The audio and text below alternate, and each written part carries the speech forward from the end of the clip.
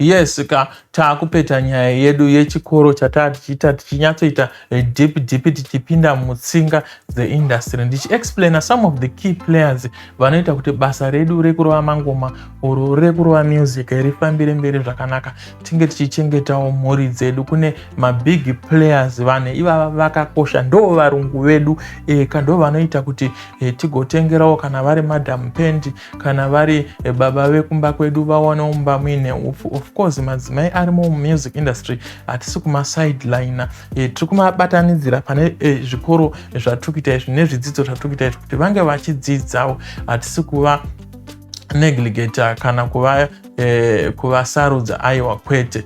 So tazosvika kwamvura yechakamakumbo patiri kutaura kuti kune vanhu vanonzi mafans, varungu vedu ndo vanoatenda mashows edu, ndo vanotitsigira kana kuti vatsigiri vedu ndo vanoatenda mashows vachiita kuti tiwane cheuviri. Vanhu ivavava havadi kuregererwa kana kutukwa kana kutsvinyirwa kana kuignowewa, ndo vanhu vatinofanira kufara navo, tichiindarecta navo, tichitaura navo through maways akasiyana-siyana, through social media, chero kutombofamba chako unopinda musupermarket wombounganira wombovakwazisa wodii, kana uinewo zvaunokwanisa kusiya waitirawo fane kana kuritengera friziti, hapana chakamboipa mufungi. Anotorirangarira kuti ndakambotengerwa rimwe gore nemuchinda iyeye akatondiita shake hands. Tinoona vamwe vachikika mafanzi pastage kumashows, tinoona vamwe vachituka mafanzi vachipindura nezvimwe zvinyadzi nezvakasiyana mumasocial media platforms imomomo.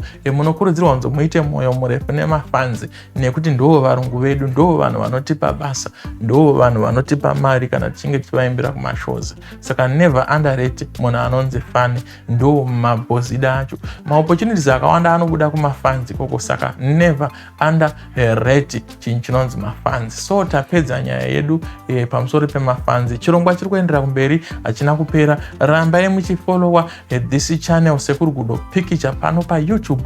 Musubscribe baka kazvinotipa manyawika, muita semuringa notification bell kuita kuti muwane automatically ma notifications ekuti kune zvinyowani zvataburitsa, kune lesson nyowani rabuda, kune chidzidzo chinyowani chabuda, kune hurukuro nyowani yabuda. PaFacebook zvakare Sekuru Gudo Picture TV ndo zita rechannel yangu. Endai munolike mofollowa. Tikudawo ma1000s ane vana vevamwe. Honai ndiri kukudzidzisai, ndiri kukuchenjedzai, ndiri kukungwadzai, ndiri kukusvinudzai. Pane chakaipa here. Vamwe vanotovenga zvandiri kuita izvozvo, vanenge vaida kuti murambe makarara, murambe makakotsira musina chamunoziya. Dzidziso dzandiri kuita idzi dzakakosha nekuti dzinoita kuti usevhe mari uye usevhe chinhu chinonzi nguva, nekuti chakakosha. Unorasikirwa nenguva uchitenderera uchiita zvinhu zvisiri izvo, wozotanga kuvenga industry, wotanga kuvenga vanhu, wotanga kuvenga vanhu vasiriwo, uchitivablema zvisiri izvo.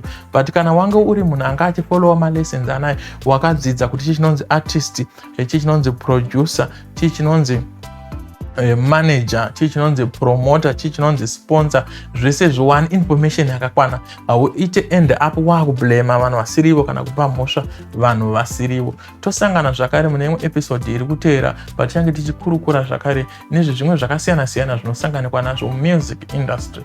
Zita rangu ndiSekuru Gudo Picture, ndakazvipira kukudzidzisai mageto youths.